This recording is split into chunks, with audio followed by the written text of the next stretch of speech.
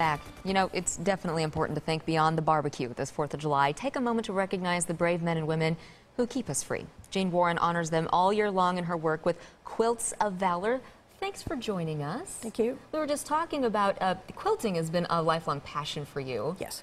Yes. Why did you decide to join Quilts of Valor? Well, I saw a documentary on the program, and my father was World War II Army. My father-in-law was World War II Marine. Yeah.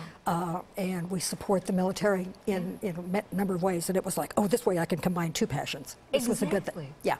So where do these quilts go? These will go to veterans. I work through a couple of local veterans offices, particularly at my home up in Iowa, the lady up there, and other veterans organizations. And it was like, guys, if you know somebody who can use one, you know, let me know. Yeah, and we were talking about how this got started. A mom? Yeah, a lady by the name of Susan Gordon. Her son was deployed to Iraq at the beginning of the Iraq War, and she was a quilter, and she was going bonkers with her son being deployed. Yes. So she came up with the idea of sending quilts to him and his buddies to cover them, to let them know that they were covered. And it expanded to wounded veterans as they were being, evac'd out to Germany, something like that. And it has expanded now to all veterans. That we're trying to remind them that we honor them with their service. What is it about a quilt that's so comforting? That's it. It's comforting. We cover them. The phrase of the organization is that we cover the veterans with our love and our quilt.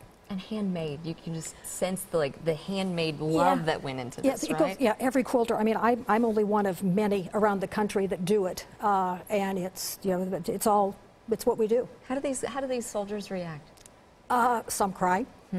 Some of them, the one that you were just showing there, I gave one to the father, and the son was going, well, I'm a veteran, how come I didn't get one too? So I had to make one for the son.